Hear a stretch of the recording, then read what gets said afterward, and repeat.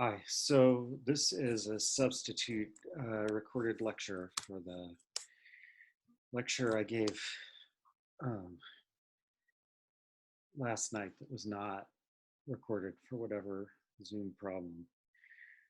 Um, all right, so the first thing I want to do is go through the first paper assignment, which is due Thursday, April 23rd.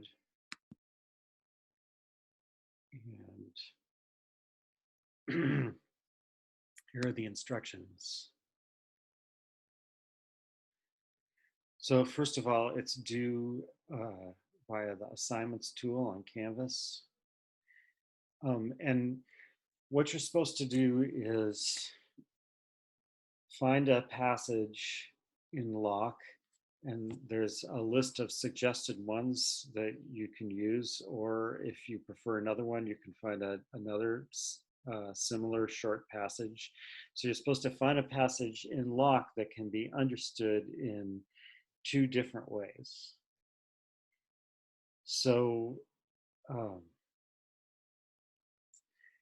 as I think you can see from what I do all the time in lecture, a lot of times Locke, like other philosophers, will say something and you won't be sure what it means. It can be hard to figure out what it means. And as you're trying to figure out what it means, you have to consider different alternatives. Maybe he means this, or maybe he means that. So the assignment is to find a passage where there are two alternatives that seem plausible.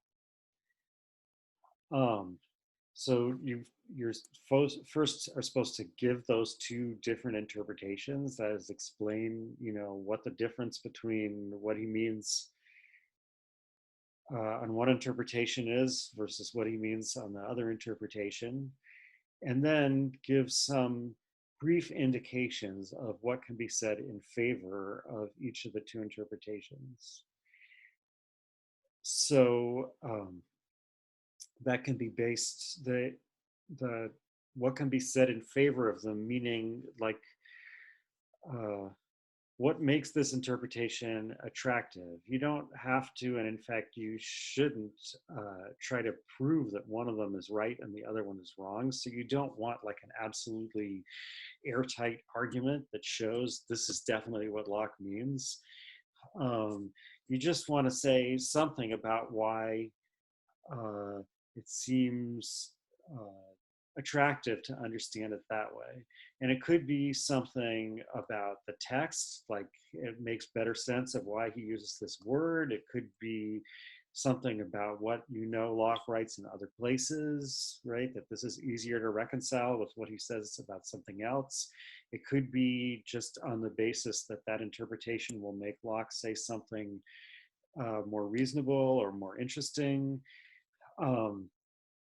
And again, just some kind of brief explanation. I think it says on the syllabus that this paper is supposed to be 2 to 3 pages, but really you can make a paper longer or shorter just by changing the space between the letters. I'm not so concerned about exactly how long it is, but that's an indication of like how much content is expected here. So just whatever you need to give a reasonable explanation of what the two interpretations are and why each one of them has something to say for it. And I guess it's important to emphasize this. So we're not talking about,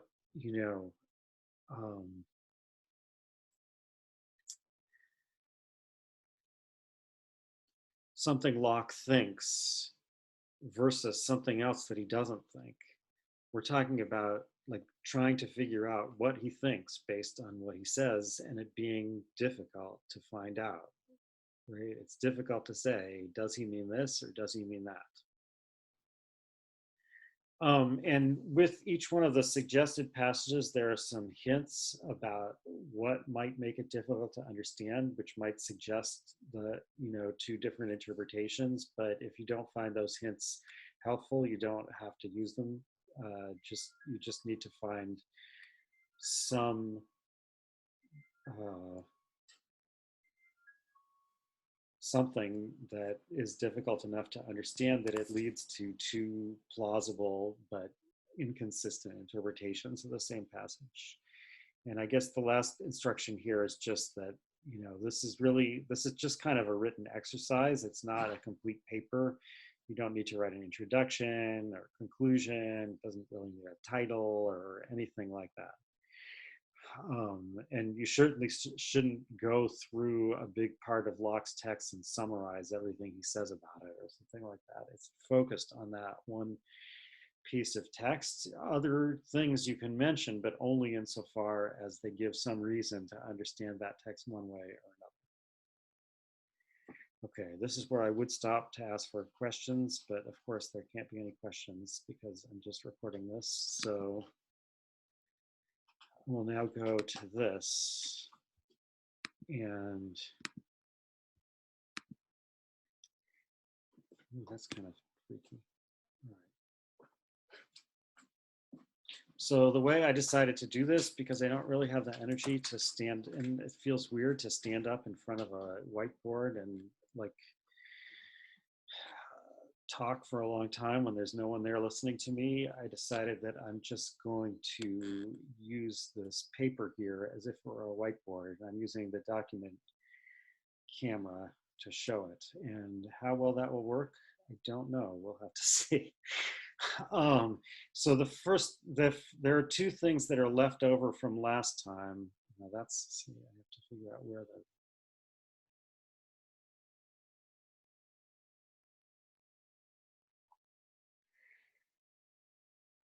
that I didn't get to that are important. And I'm going to start by talking about those two things. So the first one is personal identity, and the second one is association of ideas, or as Locke also calls it, madness. Okay, so first, personal identity.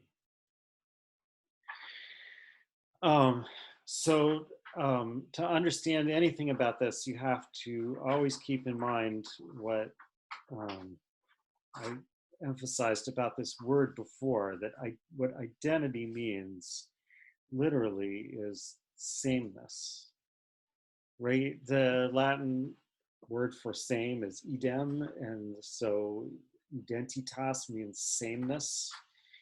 And that's what Locke and most philosophers, certainly like traditional philosophers, are using it to mean. So they're just using it to mean sameness.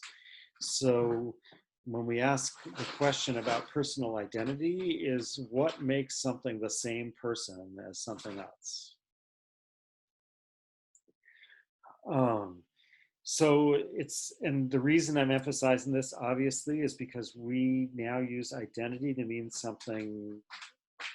We sometimes still use it to mean sameness, I think, but we use it to mean some other things. And in particular, the phrase personal identity might suggest something like, what is my identity? Like, what is important to my identity?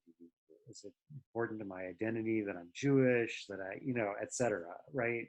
So, and it's just, that's just not what Locke is talking about here. It's just talking about the question, when is something the same person as something else?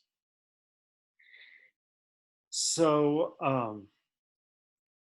as you might recall from what I said about this last time, Locke's general theory of identity works like this. He says, identity, like any relation, has to be between two things. And yet it seems weird because sameness seems to be a relation between just one thing and itself. And the way Locke resolves that is to say, well, so in general, identity is a relation between something at one time and the same thing at another time. So in a way, there are two things here, and in a way, there's only one. Now, there may be, I think there is, according to Locke, some kind of, um, I think there is, according to Locke. Actually, I'm not completely sure about this, but I think there is, according to Locke, some kind of primitive version of identity in which um, these two things really are somehow the same. So somehow time is a way where something becomes different from itself and yet in some sense remains the same. Um, but if there is such a sense of you know primitive or absolute identity, it would, according to Locke, it would apply to something like particles of matter, right? Like, is this exact same tiny body at this time as this one was at this time? But as you also remember from his discussion of identity in general, um, whatever may be the case about that kind of primitive identity between particles and matter, he says that's not usually what we're talking about when we ask about identity, about whether we still have the same thing. So, and what we are asking depends on how we're considering the thing that we're asking the question about, right? Like, so for example, if you have a mass of particles of matter at time 0,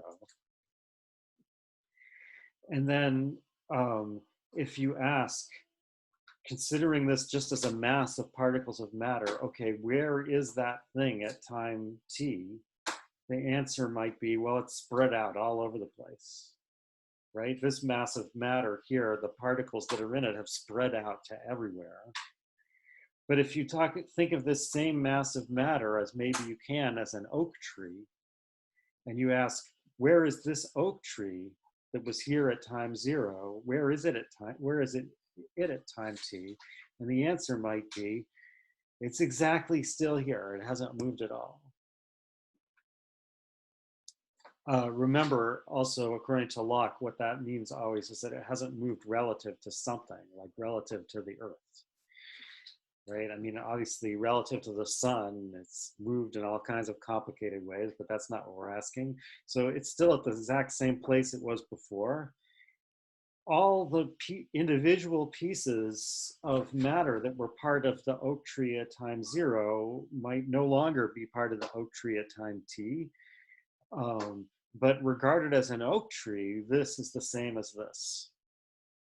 And why, how do we decide that in this case, right? So in the case of asking, is this the same piece of matter as this? Maybe we have some, like, again, some kind of primitive absolute way of deciding that question. But in the case of oak tree, the answer, Locke says, is, well, if we want to ask, is this the same oak tree at time t as this one was at time 0? We consider whether there's a certain kind of continuous organized process that leads from one to the other. Right? So, this thing took in nutrients and grew and whatever and did all these things that living things do. And eventually the result was this. Whereas some other oak tree, which maybe looks much more like this one, right? Because this one was tiny and this one is huge. So maybe somewhere else there's some other oak tree that's tiny that looks much more like this one, but it's not the same oak tree at all because there isn't that kind of continuity between them. And if we imagine this oak tree was planted in a box, it might even be that the oak tree that's here is a different oak tree, and this oak tree is over there because we moved the box. Okay, so the question of personal identity then, according to Locke, is what is the criterion we use if we're considering something as a person to determine whether something at time t is the same person that something else was at time 0. And the key to understanding that is closely connected to everything I was talking about last time when I talked about Locke's ethics and politics, because because according to Locke, person is quote unquote a forensic term. So, um, right, this is book 2, chapter 27, section 26. Person, as I take it, is the name for this self. And that is right before this, he's been talking about what makes something the same self. And he says, person, as I take it, is the name for this self. Whenever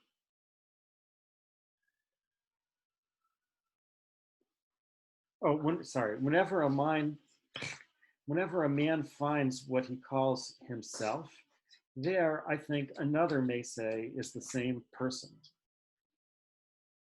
It is a forensic term appropriating actions and their merit, and so belongs only to intelligent agents capable of a law and happiness and misery.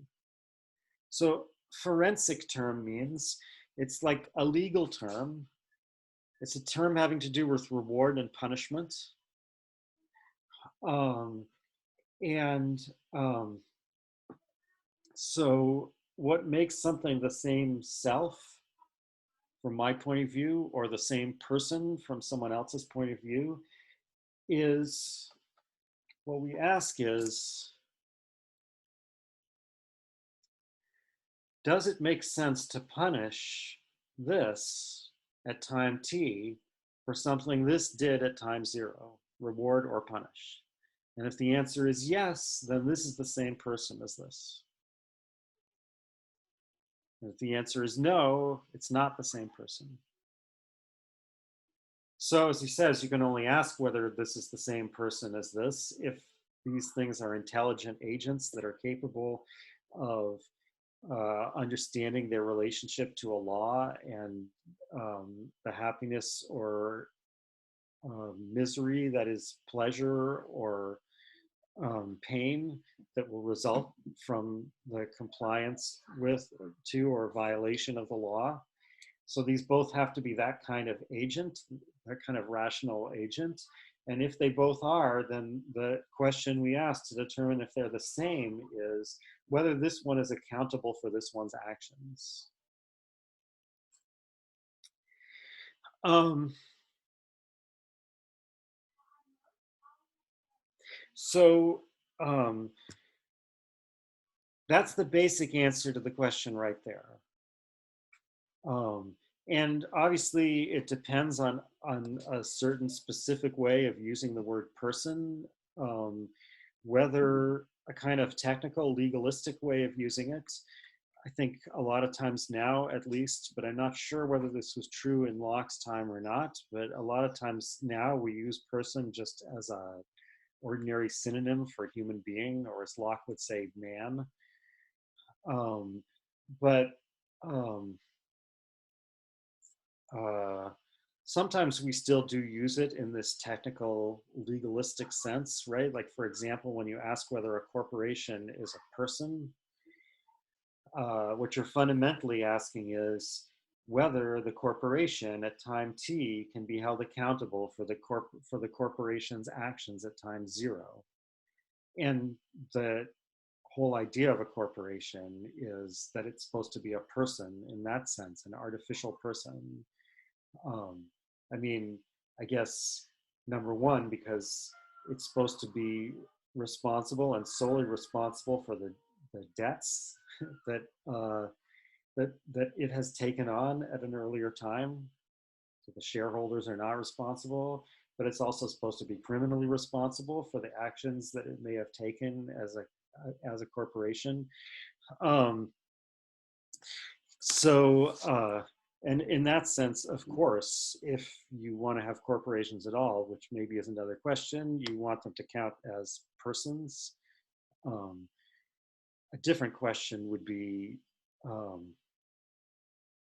do they therefore have to receive certain rights that human persons receive or not? That, of course, is very controversial. But anyway, that's just by way of helping to explain what Locke and also, for that matter, Hobbes mean when they talk about person. Um, all right, so like I said, that's the basic answer. What is the same person at time t as this was at time 0? The one that can be held accountable for this one's action. But now, if you plug in Locke's understanding of what moral responsibility is, what moral good and evil are, and his uh, view, which I called psychological hedonism, right? His view that we always seek pleasure and seek to avoid pain. You can reduce that question, what can be held accountable for the actions of this person, to whose pain or pleasure at time t do I uniquely desire at time 0? Right? Because, and by the way, Locke doesn't consider what would happen if this is not unique. It's kind of a science fiction-y scenario in the case of person, not in the case of oak tree. Oak trees, I guess, an oak tree can be split into two oak trees. Maybe it's not so weird a question, but in the case of persons, or at least human persons, we don't really have a way of doing this. But anyway, Locke doesn't talk about that. So we're just taking for granted that there's only going to be one. There's going to be one person at time t whose pleasure I desire and whose pain I desire to avoid. And that one is the one who's going to be the same person as me. Why? Because the point of the law is to get me to do certain things or not do other things by threatening me with punishment or encouraging me with a reward.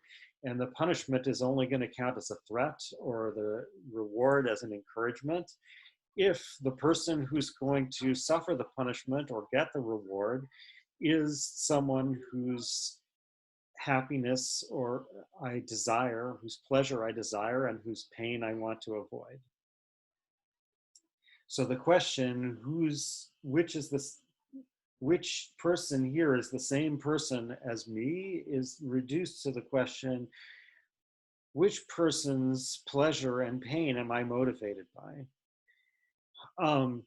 And Locke says that this step is a little bit less obvious, but Locke says that the answer is that it's the person at time t who's going to remember being me at time 0, right? It's the person whose consciousness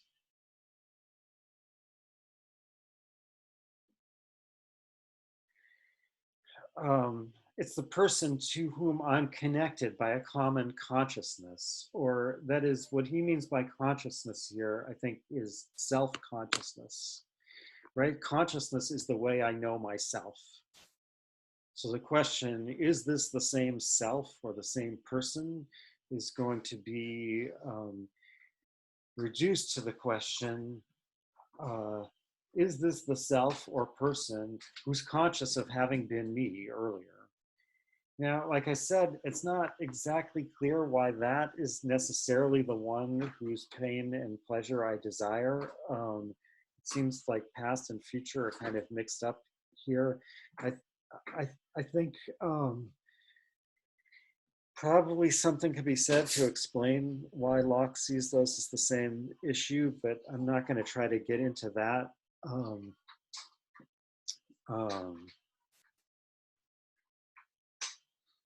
But we'll just say that the innate principle that always determines the will is that I want the person who remembers being me to have pleasure and not to have pain. And therefore, this is the answer, right? So this allows Locke to get out of all kinds of metaphysical problems, especially problems involved in the resurrection. So, see, I haven't left myself room to do this, but I guess I'll just start a new piece of paper here. I'll just move this camera, another part of this piece of paper.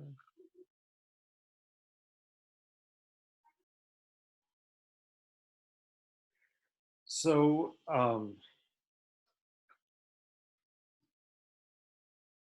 if we ask, who is the same human being as this at time 0? Or as Locke says, man. Now, I mean, I don't by any means to dismiss this issue of saying man and having it mean human being. Um, uh, and I hope, well, I originally was going to talk about it at this end of this lecture. I don't know whether in the recorded lecture I'll have more time than in the actual lecture. In the actual lecture, I didn't get to it. But I will talk about it next time, at least, where it comes up most explicitly, I think. This, this use of man is double-edged. It's not innocent or something, but on the other hand, it's not like deliberately, at least in this place, meant to exclude woman. So I'm just gonna pretend he says human being, right? So if you ask whether this is the same human being as this human being, then Locke's answer is, well, that's just like the question about the oak tree. We ask whether there's a continuous organic process by which this is the same living organism as this one was. And if yes, we say yes, it's the same human being or same man. And if not, we say no. But then you have some question here. So like this is time equals t1. This is time equals 1 zillion. Oops, can't see that. This time equals 1 zillion. This is the last judgment. And here, so this continuous living process stopped. This human being died and was buried, and there's no such human being as this anymore. Now we ask, but hold on a second. I'm going to be resurrected. And at that time, I will get a reward or punishment for the things that I did in this life. How can that be? This human being can't possibly exist here at time 1 zillion because there is no continuous organic process between this human being and anything at time 1 zillion. So Locke says, it doesn't have to be the same human being. That's not the issue. It just has to be the same person. So it can be a completely different, and it will be a completely different human being who exists at the last judgment as this one that died here. But these two human beings will be the same person. And all that's necessary for that is that this one remembers being me, and that therefore, according to Locke, I desire this one to have pleasure and not to have pain. That's all that's necessary, and it doesn't matter what happened in between. There doesn't have to be a body that is somehow some particles of matter that were in this one that end up in this one. That's irrelevant. And there doesn't even have to be an immaterial substance like a soul that was in this one isn't also in this one. That's also irrelevant. So that simplifies things a great deal. Okay, that's everything I want to say about personal identity. Now I will go on to talk about association of ideas or madness. So let me move this back up here. You might ask, wouldn't it be better to just do a PowerPoint presentation than writing on this piece of paper? But somehow I feel like writing on a piece of paper avoids all the things that are terrible about a PowerPoint presentation, or most of the things. It doesn't avoid one, which is that you don't see my whole body moving around up here, which might help keep you awake. But at least you see my hand moving, which is something. Um, okay, so association of ideas.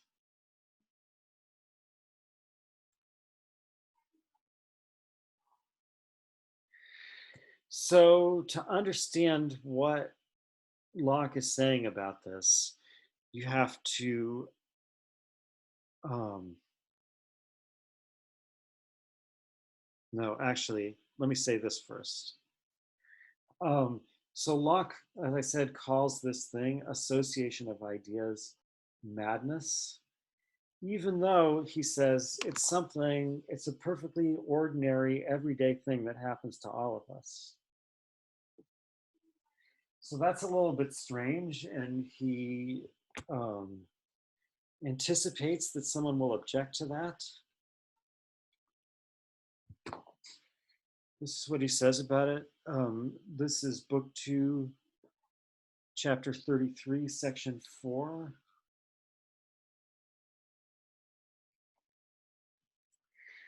I shall be pardoned for calling it by so harsh a name as madness, when it is considered that opposition to reason deserves that name. So, as we'll see, this association of ideas is something that leads to a kind of irrationality.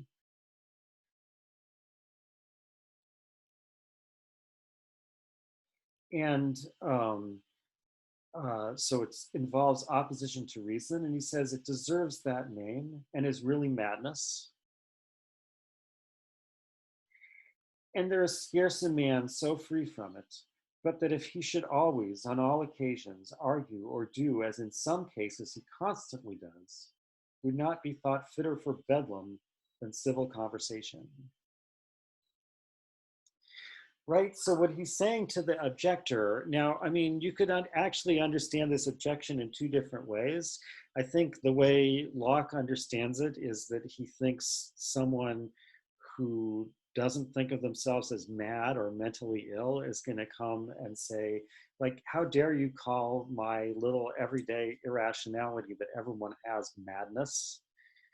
Um, but I think we could also imagine, if I don't know if Locke could, but we could definitely also imagine the objection coming from the other direction. So someone who does consider themselves to be mentally ill, to have a serious problem, is going to come to Locke and say, how dare you call these everyday problems that people have with a little bit of irrationality madness? You're, making light of my really serious condition, something like that. It doesn't matter, because Locke's answer to both of these objections is going to be the same, namely, the two of you have a lot more in common than you think. Now, whether he's right about that or not is probably a little bit complicated. I think, it's unlikely that what he calls association of ideas is literally behind all the, like, really different things that we refer to as mental illnesses. But whether he has in some more limited sense, he might be right. I don't know. But in any case, that's what he's saying. And he actually says in his defense, um, that which will yet more apologize for this harsh name and ungrateful imputation on the greatest part of mankind is, that inquiring a little by the by into the nature of madness, I found it to spring from the very same root, right? So Locke says he actually came to this thought about association of ideas first when he was thinking about what are the causes of madness, of mental illness. And then he realized that actually this is something that that same cause that he had identified as the cause of mental illness is the cause of this great part of the errors that we make. Um, Even those of us who, for the most part, are considered sane. And it's a reason why he says that, again, um, uh, no matter how sane someone is in general, you can usually find some topic where the way they argue or act on that specific issue, if they did that the way they always argue or act about that specific issue, right? Not like the way they act when they're in some strange mood or overcome by a passion or whatever, the way they always act or argue about that specific issue, if they did that about everything, they would be committed. right? So he says, you can usually find that with anyone, and he's trying to explain why. Okay, so to understand why he thinks, or what his explanation for that is, you have to first understand that he thinks that there's a natural order of our ideas. So some ideas, so like here's one idea, and here's another one, and here's another one, and here's another one. And some ideas, so to speak, naturally point on to other ones. So this one points on to this one, and this one points on to this one, and this one points on to this one, and so forth. Now, I mean, uh, um, what that natural order, what exactly he means by that natural order, I'm not 100% sure. It certainly includes at least those limited cases we were talking about before, where he thinks there's a visible necessary connection between simple ideas. Well, I mean, I guess I should say, first of all, it certainly includes the case where one idea is literally part of another one, right? So you're just taking apart like the idea of gold into yellow and heavy and whatever. Therefore, there's a natural connection between the idea of gold and the idea of yellow, because yellow is part of the idea of gold. But it also includes at least those cases where he says that there's a visible necessary connection between distinct simple ideas, right? Like the case of the idea of of having three sides enclose a space, and the idea of three angles adding up to 180 degrees. They're not the same, but there's some, and those aren't simple ideas, but they don't have simple ideas in common, but nevertheless, one of them is visibly and necessarily connected to the other. So it definitely includes at least that, but it probably, if I understand him correctly, I think he also wants to include a less strong natural connection, the kind we acquire from experience, but from rational consideration of experience. So we found in the past that stuff that's yellow and heavy always is soluble in aqua regia, and so there we form a natural, not absolutely certain, and so this won't lead to what he calls knowledge, but it will lead to what he calls rational judgment. We form a not absolutely certain but rationally legitimate natural connection between those two ideas, the idea of being yellow and heavy, a complex idea, and the idea of being soluble in aqua regia, which is an even more complex idea, I guess.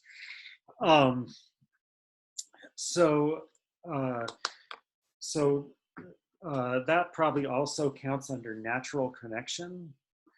And then this is what he says. This is section 5 in that same chapter, chapter 33 of book 2. Some of our ideas have a natural correspondence and connection one with another. It is the office and excellency of our reason to trace these and to hold them together in that union and correspondence which is founded in their peculiar beings.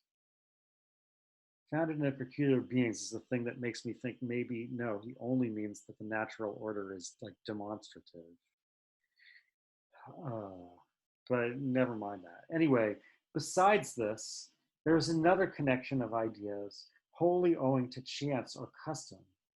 Ideas that in themselves are not at all of kin come to be so united in some men's minds that 'tis very hard to separate them. They always keep in company, and the one no sooner at any time comes into the understanding, but its associate appears with it. And if they are more than two, which are thus united, the whole gang, always inseparable, shows themselves together. right? So there's another connection between ideas, which is not the natural connection between ideas. And where does it come from?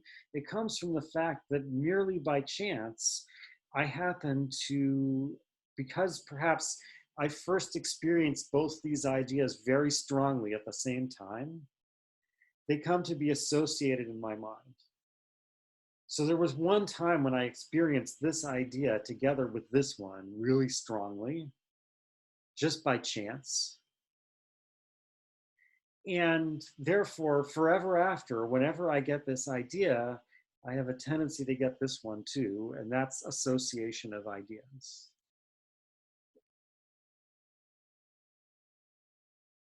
And Locke says that's a cause of irrationality, and a kind of irrationality that can't be cured by argument. If anything can cure it, might be the lapse of time, right? So like an example of this is, um, I'm told that when I was a baby, the first time I tasted cottage cheese, I choked on one of the curds.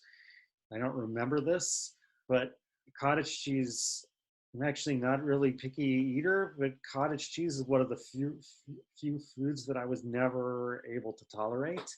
I just hated it. And Locke could explain that by saying that even though I don't remember it, the idea of pain or something like that became associated in my mind with the taste of cottage cheese. And so forever after, whenever I tasted it, it had, as we say, an unpleasant association, and that's why I don't like it. And I think, sure enough, so it would be impossible to convince me to like cottage cheese by arguing that that taste is not the same as pain, because I can't have one without the other. They're so inseparably joined. In a sense, I can't even understand what you're talking about when you say they're different. The idea of the taste of cottage cheese just seems like a painful idea to me. I don't realize, I'm not able to consider it separately from the pain that it causes. The only thing that might help, and sure enough, over the years, I have come to detest cottage cheese less, so maybe that's what's going on. The only thing that might help is over time, maybe that association will weaken.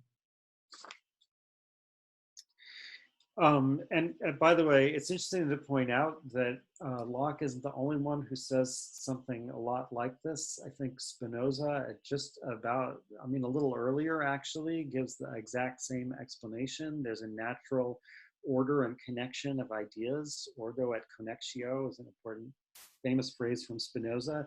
There's a natural order and connection of ideas. And then there's a connection of the ideas through the imagination, which, at least as referred to our mind, doesn't follow that natural order and connection, and our errors and irrationality stem from that. So probably not by a coincidence,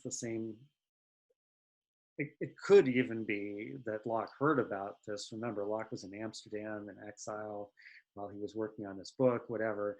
But I don't think it's necessary to say that. But anyway, it's probably not a coincidence. The exact same type of theory is found in both. Okay, and that's everything I wanted to say about madness. So now I will go on to the new material. That was all still from book 2. But the new material from this week is from book 3. And book 3 is about words.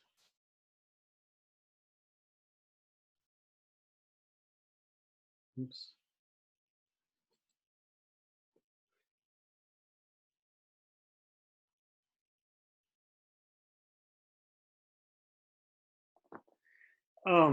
So as Locke himself says, he actually, when he set out to write this book, which is about the nature and possibility of human knowledge, he thought that he would have basically book 1, Against Innate Principles, book 2, about ideas, and then the next book would be what's now book 4, about knowledge.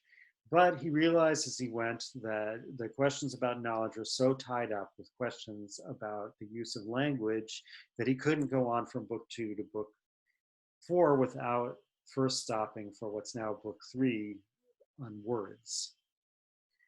And I think as we discuss, this is all the reading from book 3 is the reading for today, and then we're going into book 4 next time.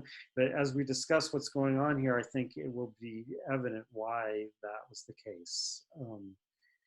Or if not, it should become evident when we talk about some things in book 4, at least. So,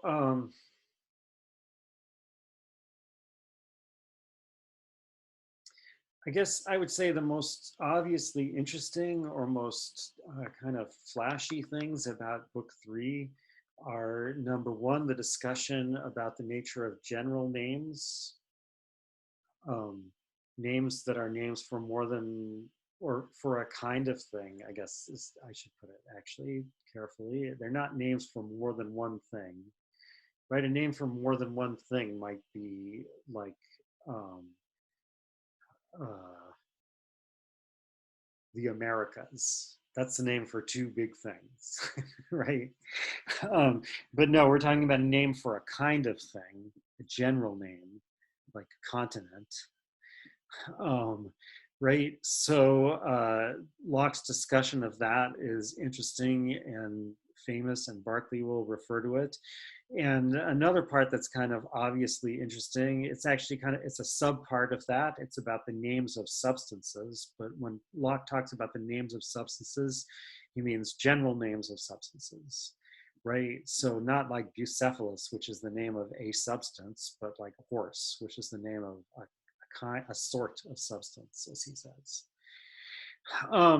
So, I mean, those parts are really important, but I think to understand what's going on at all in the book, and actually when you think about it, it turns out to be at least as interesting, maybe more interesting and important, that you have to first think about what Locke thinks about the use and abuse of language. Or I guess I should say uses and abuses of language. So abuse is a kind of use, right? Like you can't abuse words by not using words at all.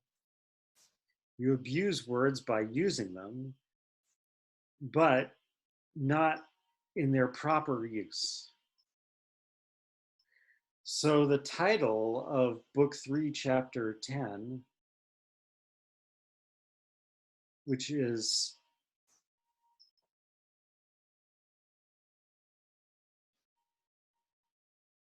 of the abuse of words, just the title without reading anything more, you can tell that Locke thinks that language has proper uses and improper uses.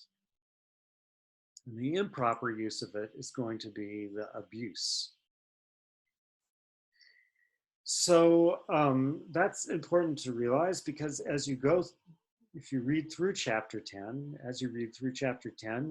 you would see that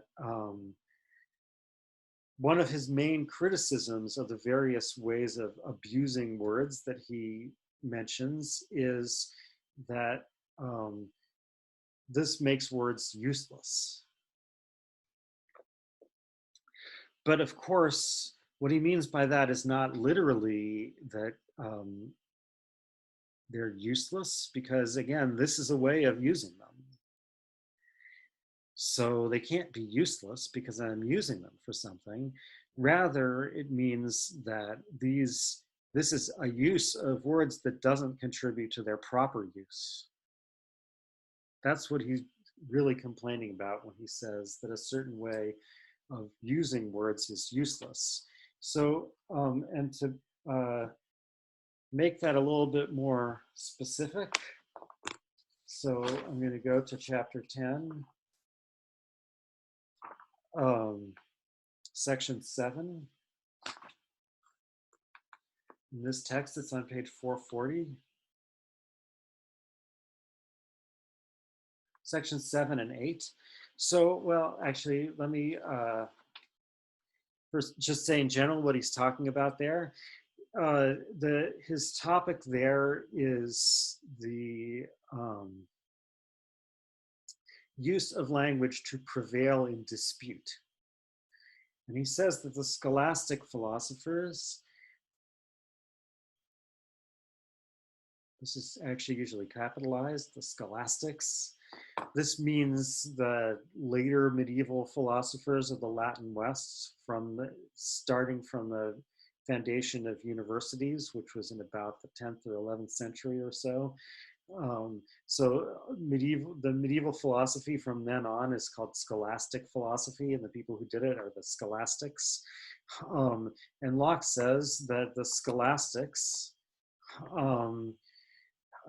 had a practice, and I guess also their descendants in the universities of his time still had this practice. Remember, Locke didn't have a university position.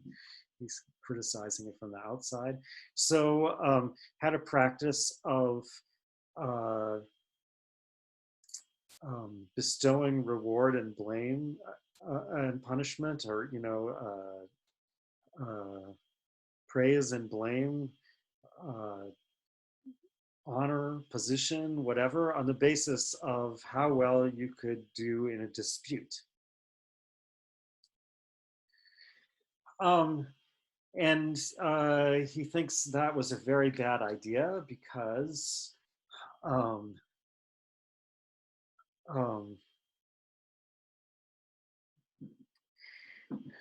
the skill of prevailing in a dispute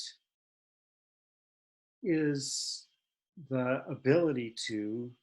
skill that's useful to prevail in a dispute is the ability to perplex, involve, and subtleize the signification of sounds so as never to want something to say in opposing or defending any question. The victory being adjudged not to him who had truth on his side, but the last word in the dispute. So this again emphasizes the importance of the proper order, right? If words are used to represent ideas in their proper natural order, then the words will be in an order that expresses the natural order of ideas. And the last word will express the conclusion of the demonstration. But if the words are in some other order, then the last word will not express the conclusion of a valid demonstration, and therefore there's at least no reason to think that the last word will express the correct conclusion about the subject we're discussing. And that's what he's saying happens when you develop this skill of perplexing the meaning of sounds, meaning that you gain the skill of shifting from one meaning of a word to another without your opponent noticing that you've done it. And in that way, you're able to get out from any objection they've raised against you, right? Because their objection was valid against what you said in one sense, but now you change the meaning of your words so they mean something else, and now the objection no longer applies. And if you can do that long enough, you'll get the last word in the dispute and you won. Even though that process obviously is not conducive to achieving truth, right? If the same word is going to start standing for different ideas, then the order of the words can't correspond to any particular order of ideas, let alone the correct one. So that's what he says in section 7. But then in section 8, he says,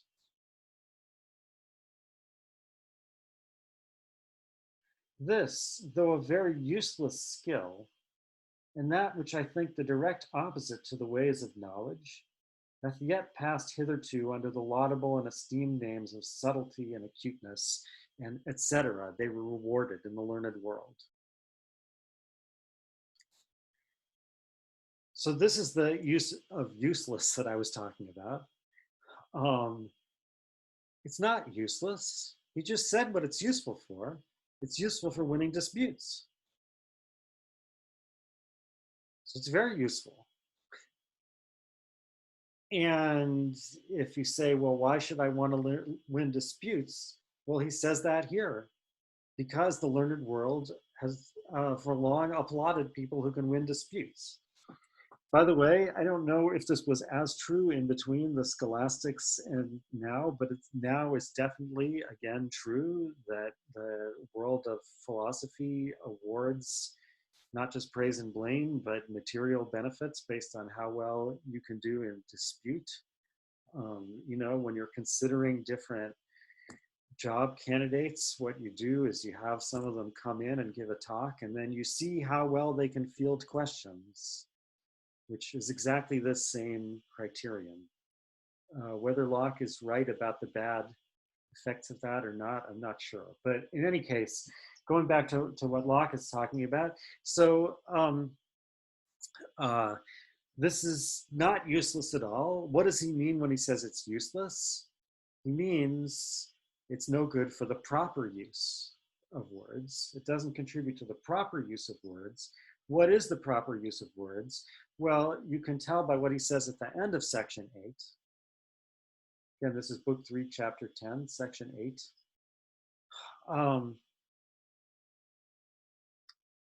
Let's start here. Whilst it appears in all history that these profound doctors were no wiser nor more useful than their neighbors, and brought but small advantage to human life or the societies wherein they lived. So this actually, if we think back again to what I was saying last week about Locke's ethics and politics, is exactly what you would expect him to say. Of course, we always use words to gain pleasure or the means of pleasure for ourselves and avoid pain or the things that lead to pain. So, of course, no use of words is ever going to be useless in that sense. It's always going to be for the sake of gaining pleasure or avoiding pain.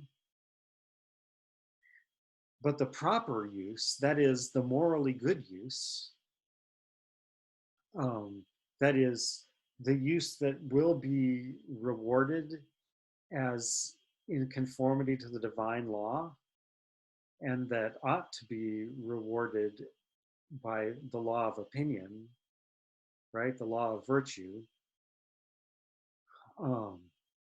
He's criticizing the scholastic society for having been out of line that way, right?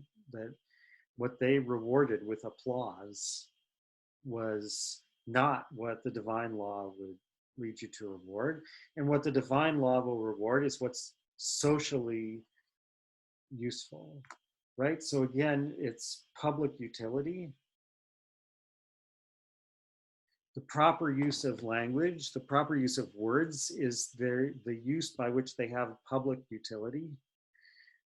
And the law of reason or the divine law. Remember, the divine law is not the law you can find written in some book. I mean, I guess you can find it written in some book, according to Locke, but that's not what makes it the divine law. What makes it the divine law is it's the law of reason, and anyone should be able to figure out. We will see in the reading for next week, he actually says that if we did this properly, ethics would be as demonstrative as mathematics. Anyone should be able to figure out what the divine law is, just using their reason. And the way they'll use their reason is to determine what things have public utility.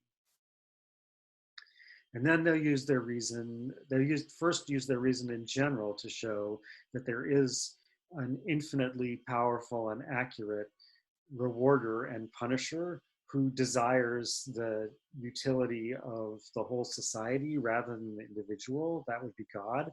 And then once you have that conclusion, you can then reach all kinds of individual conclusions about what's morally good and evil just by considering what has public utility.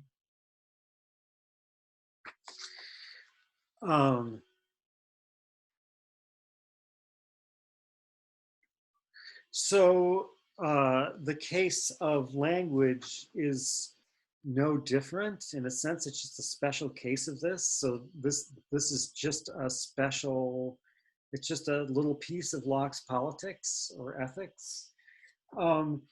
Except that there is one thing that makes the use of words special, a special question, and that is that according to Locke, it's absolutely fundamental to the possibility of society. So what we want is public utility or the good of the society, but there would be no society if it weren't for language. So right now I'm going back to the very beginning of book 3, chapter 1, section 1. God, having designed man for a sociable creature. How do we know that? I don't know, but anyway, we do seem to evidently be sociable creatures.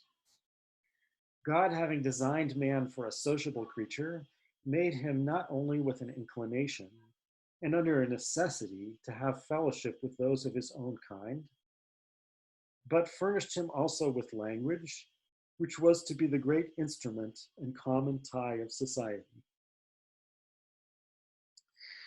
Right? So this means that the proper use of language is actually much more important and fundamental than most ethical questions, according to Locke, because what's at stake here is not whether society will be benefited or harmed in some specific way, but what's at stake, at least on the whole, if you think about the use of language as a whole, only through the proper use of language is society possible at all.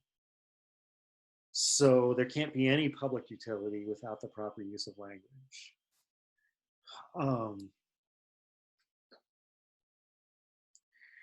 Right, so all these, you can look here, there's no other students here, but I'm recording.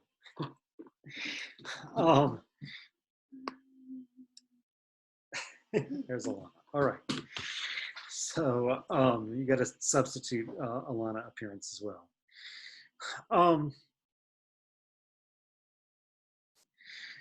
So all kinds of, maybe at first this seems kind of counterintuitive. Like, aren't there a lot more important ethical questions than what is the proper use of words? Like,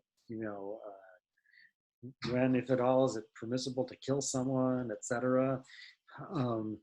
But again, Locke's view is that question, when is it permissible, presupposes the possibility of human society, and that human society on the whole is only possible through the proper use of language. So nothing is either permissible or impermissible unless we've settled on the proper use of language. That's the fundamental issue. Or at least it's one of the fundamental issues, right? Presumably there are other prerequisites for human society as well. So, okay, so what is the use of language that gives it its public utility? And according to Locke, it is communication of ideas. The public utility, the social use of language is to communicate ideas from one human being to another. And therefore, that's the proper use of words, to do that. Now, it's true, Locke, not that often, but consistently, where this does come up, mentions a second use of words, which is their use to record our own thoughts internally. Apparently he doesn't think that's an abuse of words, at least. So it doesn't harm society for me to do that. And perhaps it helps me and therefore could indirectly help society for me to do that. Although sometimes he seems a little bit ambivalent about that. We'll see this view even more strongly in Berkeley when we get to Berkeley, that it's better to think without words as far as possible because words can mislead you. But anyway, be that as it may, although, as he said, he consistently mentions that second use in several places, the main one that he's always focusing on is this one, and we can see why, because this is the public use. Okay, so now I'm going to talk more about that, about words, the use of words for the communication of ideas, how Locke thinks that works. So the basic situation Locke has in mind is this. There's two people, speaker and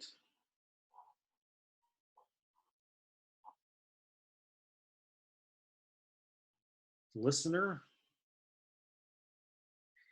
And the speaker has a certain idea X. And the speaker wants to get the listener to have that same idea X. Now, I mean, at least that's the way he puts it. That's what communication of ideas in the most simple way of understanding it would be. I want my idea, as of course not numeric, not the same individual thing that is my idea, I guess, but something just like it, to be in the mind of someone else. I think what we actually want here is a little bit more complicated than that. What we actually want is the listener to not only have this idea, but have it with the consciousness that I have it.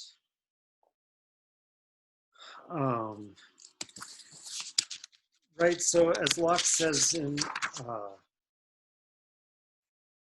one place where he talks about this, I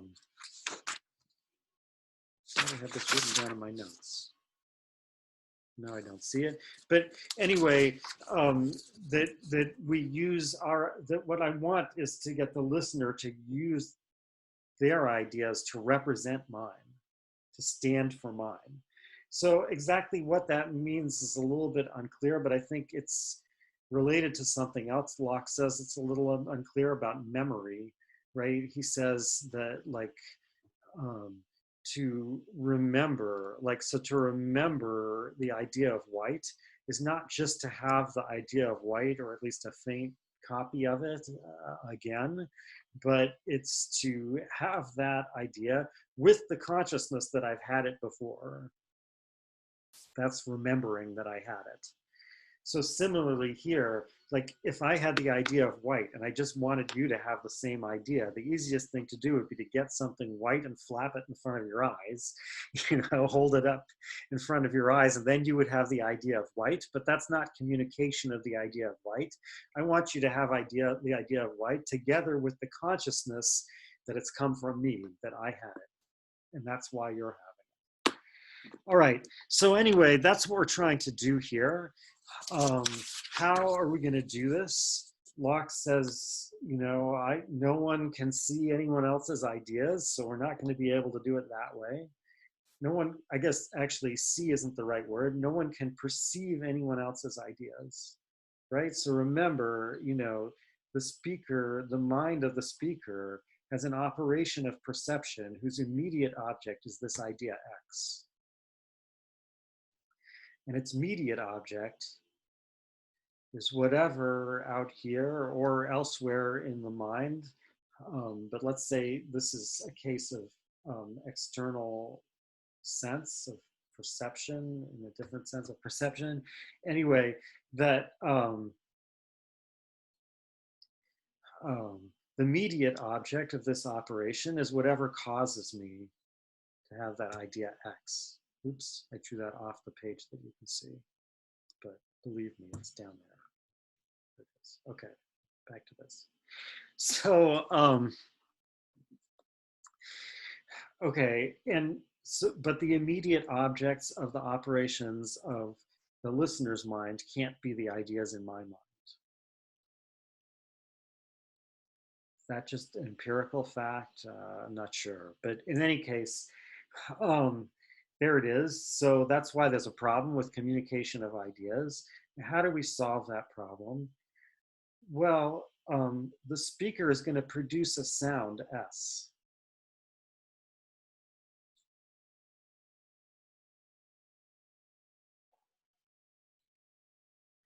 So, of course, in more detail, what the speaker is going to decide to produce a sound X. So that means that the idea X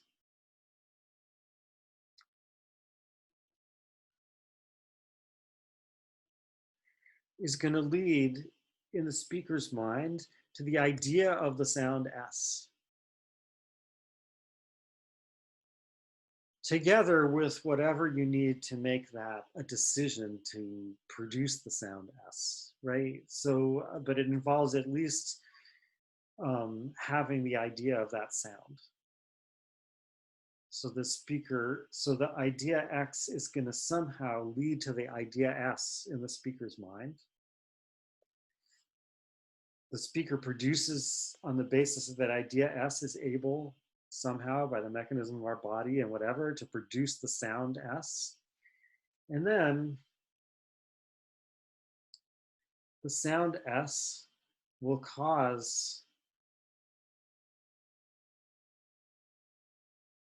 the listener to perceive the idea of S.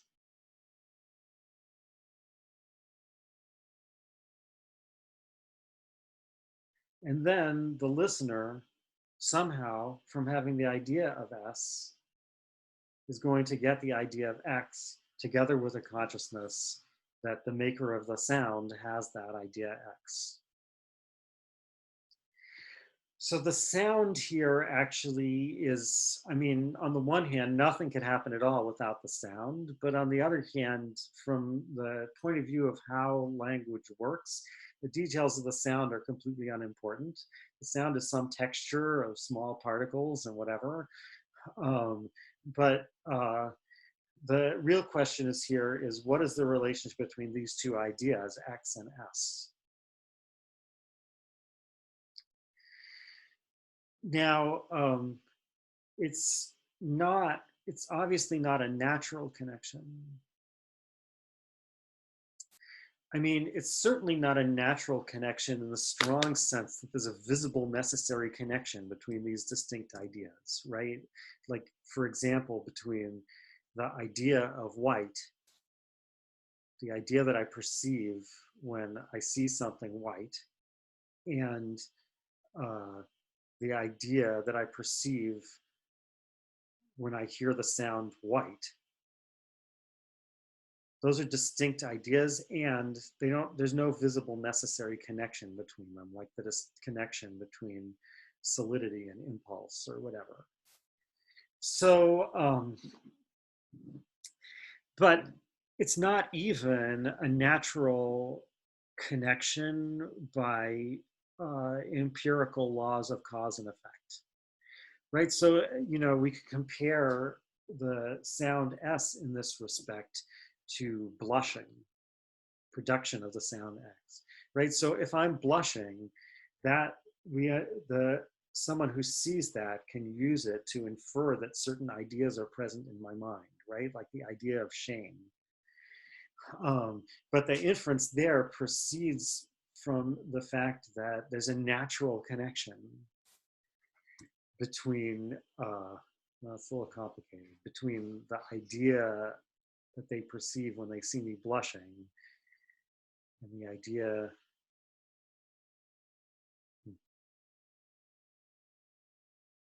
I guess it starts with themselves, is what Locke and a lot of people would say, between the idea that they perceive when they themselves are blushing and the idea that they have when they're feeling shame. That's a natural connection of cause and effect, even though it's not a visible necessary connection. right? We can't see any necessity why that would be the effect of having that idea as opposed to something else. But this connection between S and X is not like either of those. So what is it? Well, so you might think it's just a customary habitual connection, right? It's just because a lot of times in the past, I've both heard the sound S and had I've both had this idea of the sound S and had this idea X in my mind at the same time. They got joined, associated together. And so now the listener, that's happened to the listener in the past. And so now when the listener hears the sound S, the sound X automatically comes along with it.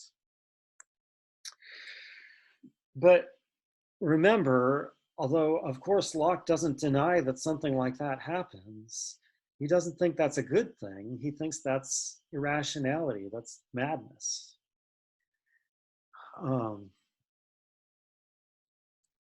So that kind of suggests, first of all, that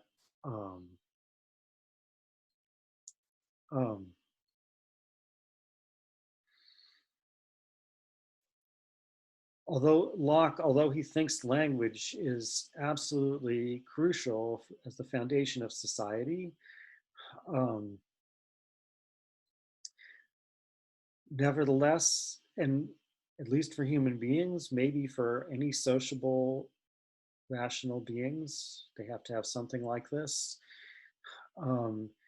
He nevertheless thinks that it's dangerous. It's inherently risky because it tends to set up a very specific kind of madness where I fail to realize that the connection between I fail to even notice that there's two different ideas, the idea of S and the idea of X. Whenever one comes, the other one comes together. Okay, but anyway, that may be a danger inherent in language, but that's not the way it should work. So how should it work according to Locke? And the answer is that this connection is supposed to be, as he says, voluntary.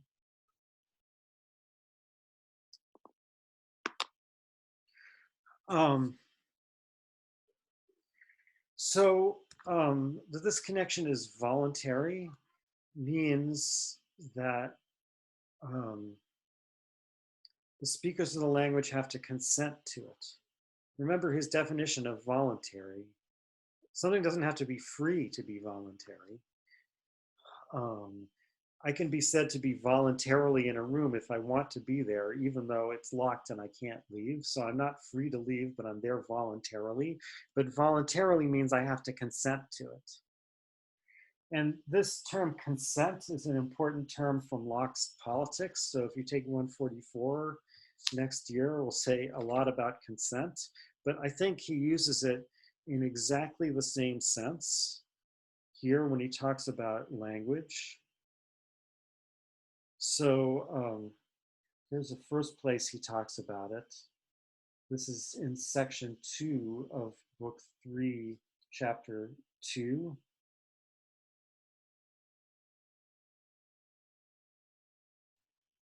So never mind exactly what the context is here, but he's talking about what you can legitimately do with words and what you can't. And he says, if you consent to give them the same names that is some ideas, if you consent to give them, these ideas, the same names that other men do,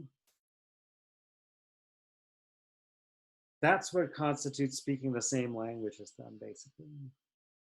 Right? I'm just taking that out of context and claiming that, but I think if you looked at the context, you'll say it's right. I speak the same language with other human beings to the extent that I consent to give ideas the same names that they do. And of course, they also have to consent, and then we're both speaking the same language.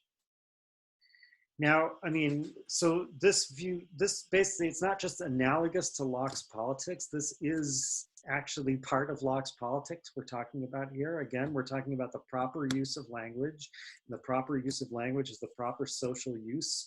The proper social use is the use that contributes to the right organization of society or something like that. So, and so it's not, again, not just analogous, but it's a special case of Locke's general political view that the only legitimate organization of society is by consent, that the only legitimate use of words is by mutual consent, that certain ideas are going to stand for certain ideas of sounds are going to stand for certain other ideas. So that's the connection. The connection here, why does the listener, when they guess this idea of S, proceed to the idea of X? Because they've given their consent to a rule that whenever you get the idea of S, you should proceed to the idea of X. Now, I mean, because this is just part of Locke's politics, it faces some of the same problems that Locke's politics face in general. And the main problem in this neighborhood is this. Hold on a second. When did we consent to this? I mean, it's not as if children learn how to speak a language by having all the rules explained to them and then saying, okay, I consent to do that. That's actually impossible. How could you explain the words to them if they didn't already speak the language? How could you explain the rules to them if they didn't already speak a language? So, but again, this is just a sub-problem of a general problem Locke faces. No one joins a society by having all the laws explained to them and consenting to them. Children join a society by growing up in that society and imitating what other people do. That is basically forming irrational associations, at least so it might seem. And so when is this consent ever supposed to happen? And if it never happens, then according to Locke, there's no such thing as a legitimate society. And number two, no such thing as a properly used language, or again, the second is just a special case of the first.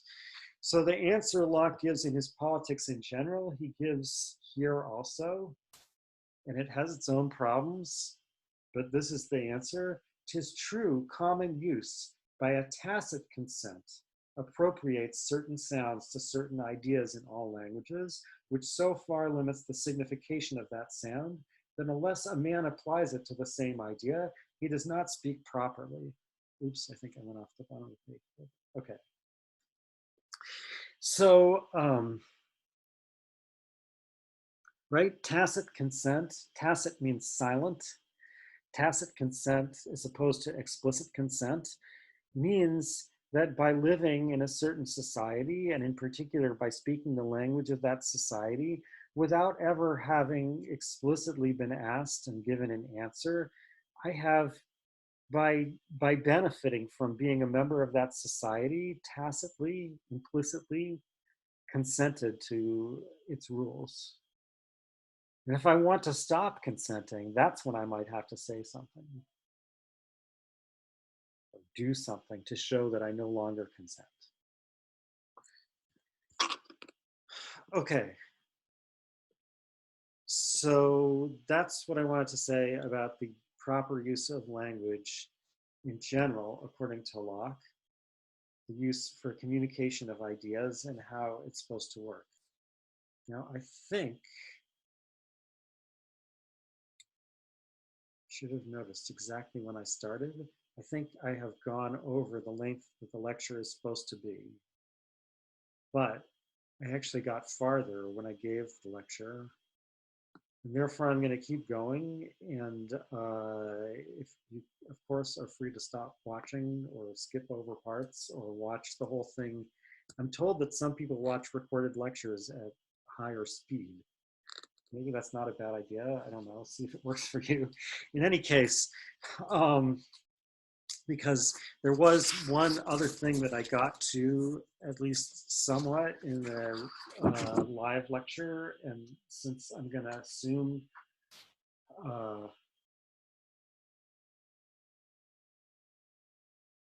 when I lecture again tonight, that that's how far everyone has gotten. I'm gonna talk about it now. So, um, which is um, Locke's, what's really, I guess, the central thesis of book 3, which follows from what we've been saying about the proper use of words. Words signify ideas.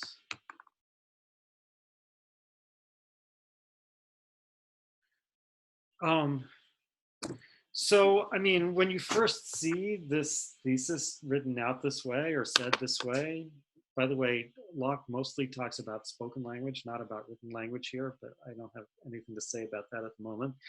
But anyway, when you first see this phrase, it seems kind of like it would be uncontroversial. Of course, words signify ideas. What else would words signify but what I'm thinking when I say them? But actually, when you look into what Locke means by this and how strictly he means it, it turns out to have some pretty counterintuitive consequences. So, I mean, I think there's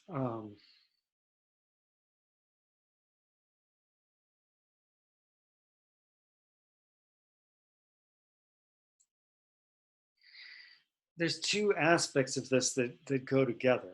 In the live lecture, I said there's two separate problems, but then I realized that they're not really separate. They're kind of aspects of the same problem.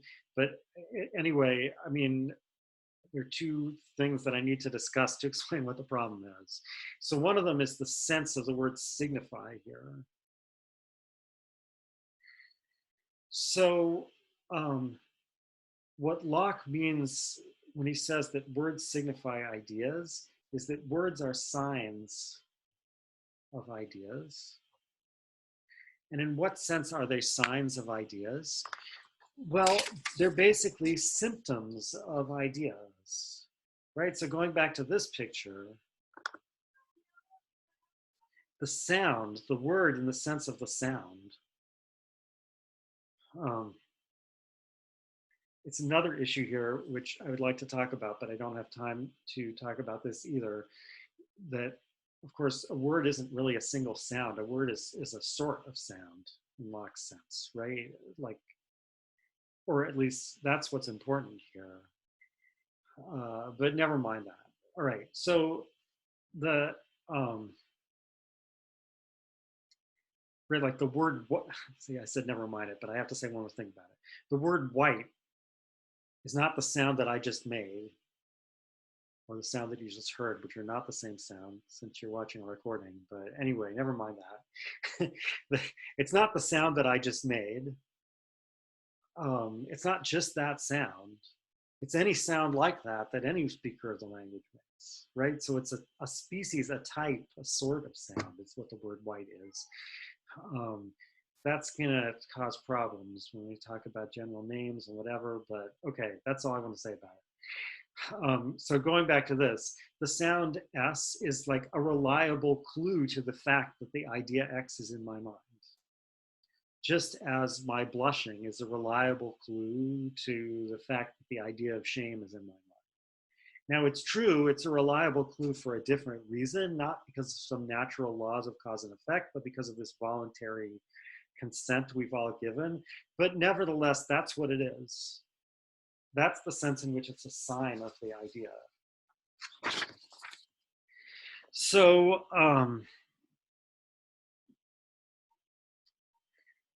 to signify, therefore, according to Locke, is not to refer.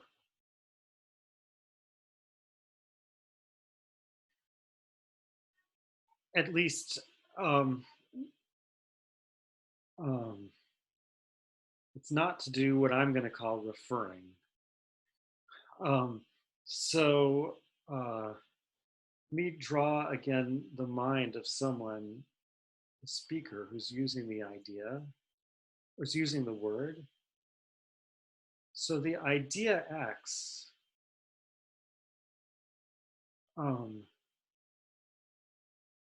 refers to, or at least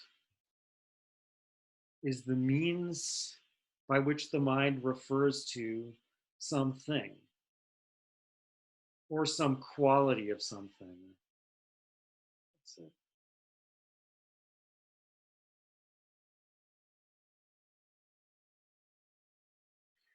Right? The thing has a quality of Xness, which, namely, that quality is the power to cause me to perceive the idea X.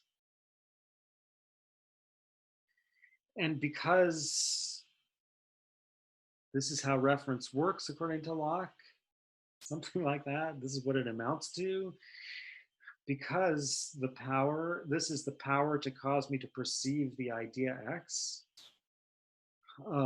By perceiving the idea X, I'm able to refer to this external thing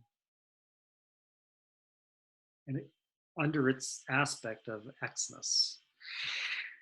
So I hesitate because I think actually Locke is not entirely consistent about which thing he says here, right? Like what is it that I see, that I immediately perceive by immediately perceiving the idea X? Is it the thing, or is it the quality that the thing has? Or, I mean, it's complicated. But in any case, this relationship here is reference. The idea is, so to speak, about its cause. It inherently is supposed to conform to its cause in a certain way. We'll see more about that in book 4 coming up. But the sound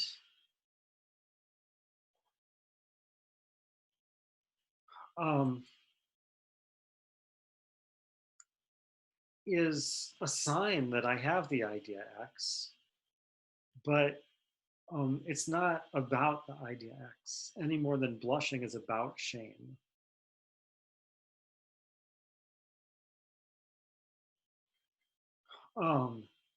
And so the sound doesn't really refer to the idea X, and certainly doesn't refer by way of the idea X to this thing here.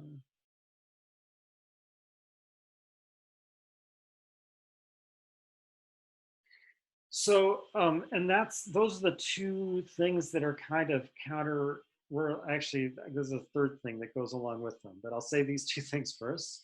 So there's the two things that are kind of counterintuitive here is that, number one, words only signify ideas. They don't mean ideas, at least not in this strong sense of mean. They're not about them.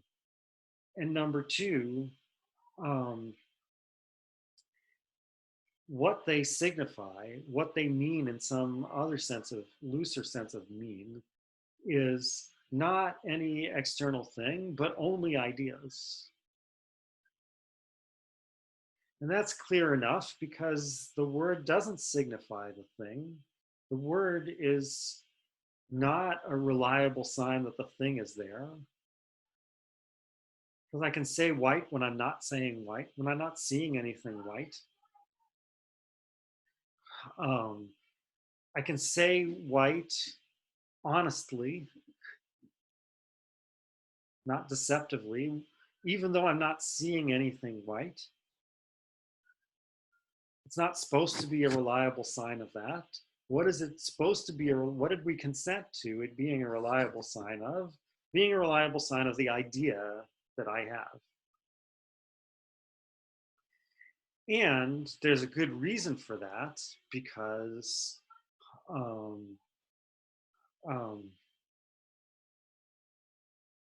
I can often be in doubt as to whether I'm seeing something white or not. But according to Locke, I can't be in doubt of whether I have the idea of white or not.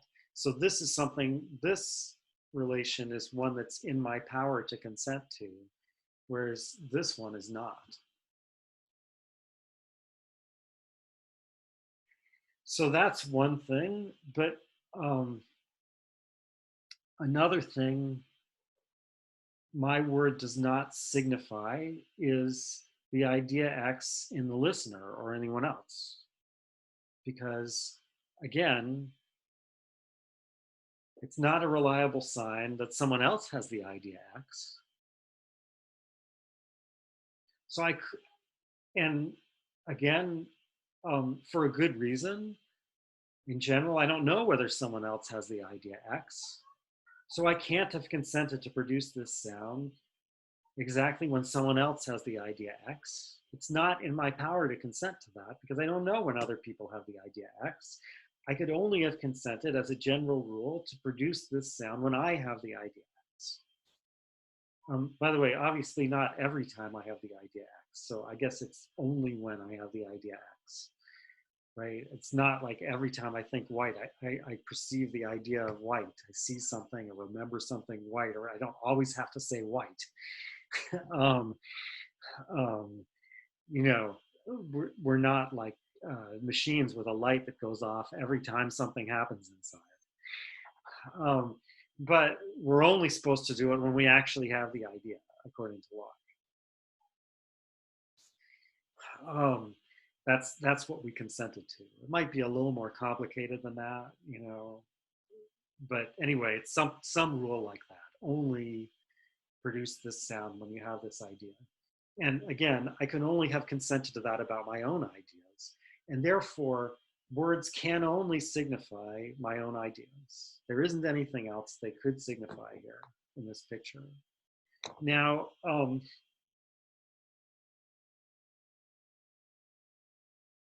when you put it that way and plugging in everything else Locke thinks about how this works, again, it seems kind of obvious, but it no longer seems so trivial, and it's not trivial, and it has a lot of consequences for the proper use of words.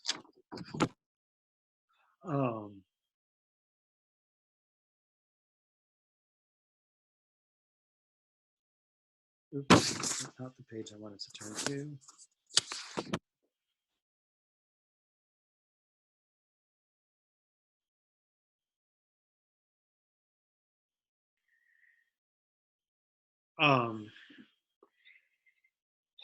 Because a common abuse of words is to use them as if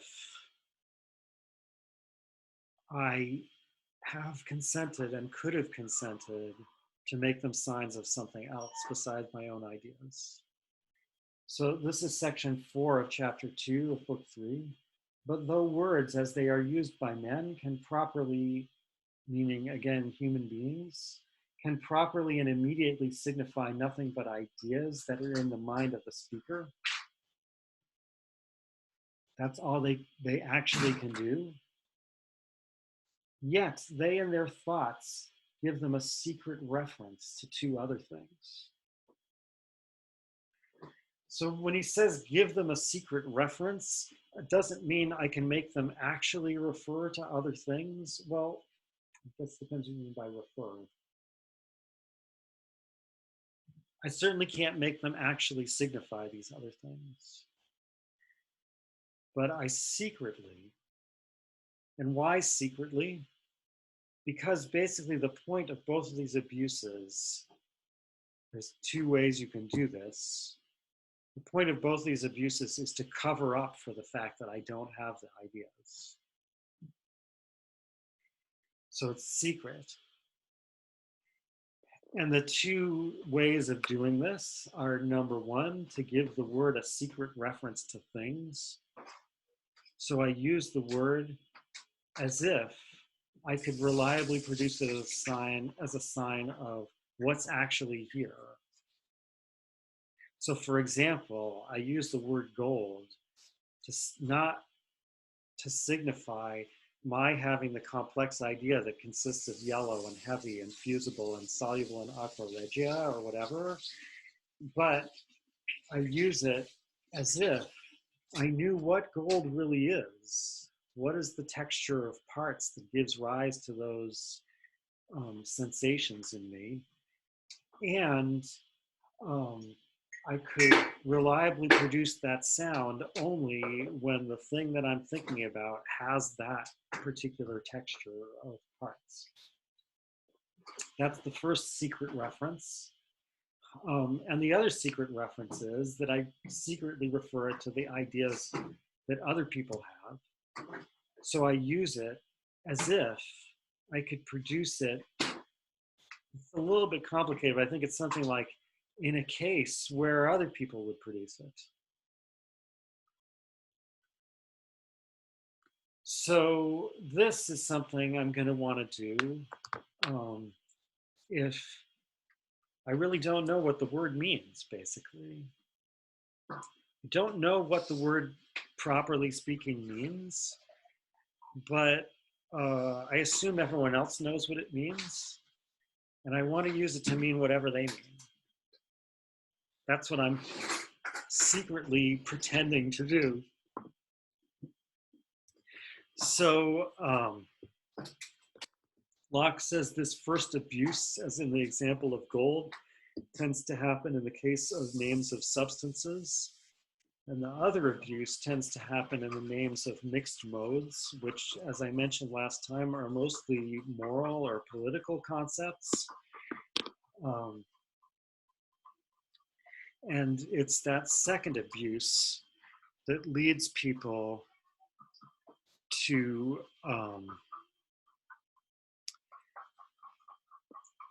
have certain very important moral or political or religious words that they use constantly, but that if you asked them, and who would ask them? Well, basically, Socrates would ask them, right? This is the Socratic question. What is courage then? What is virtue? What is justice?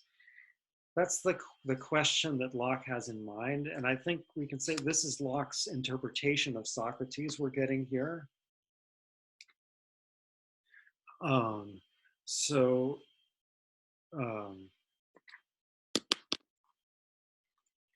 if we look, so this is in book 4, looking ahead here. Oh no, sorry. It's not in book 4. Oh, I think I wrote 438 instead of 348.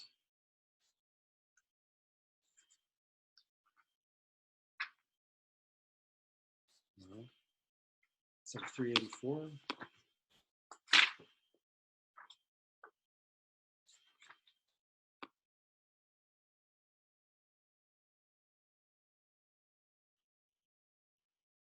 No, it's not that either, but it's 3 point. It's chapter 10, section 3.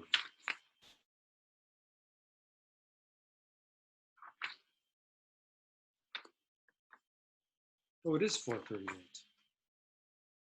Okay. For some reason I thought 438 was in book 4. All right. Maybe I can go back and edit that part out.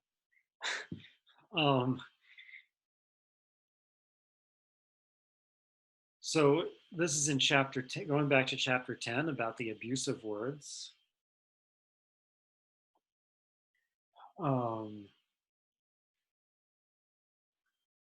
Book 3, chapter 10, section 3.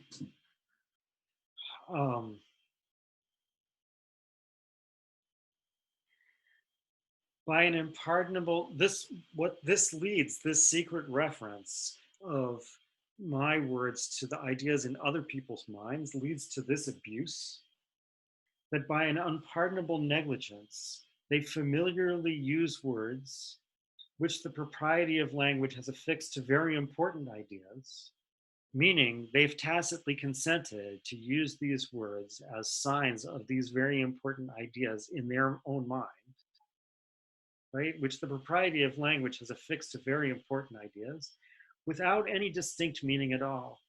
Wisdom, glory, grace, and so forth are words frequent enough in every man's mouth. But if a great many of those who use them should be asked what they mean by them, they would be at a stand. This is a translation, I take it, of the Greek term aporia, or aporein, maybe in this case. This is the term for what Socrates does to his interlocutors. He brings them to a stand. He asks them, so what is wisdom? They're brought to a stand and not know what to answer. A plain proof that though they have learned those sounds and have them ready at their tongue's end, yet there are no determined ideas laid up in their minds, which are to be expressed to others by them. All right, so as I said, that's, I think, is Locke's interpretation of the Socratic method in philosophy, and presumably also a big part of what he thinks he's attacking himself. Now, I didn't get to talk in this recorded lecture, as I didn't get to talk in the live lecture, about the names of substances. Hopefully we'll talk about that somewhat tonight. And also, perhaps even more important, I didn't get to talk about rhetoric, which he discusses towards the end of book 3.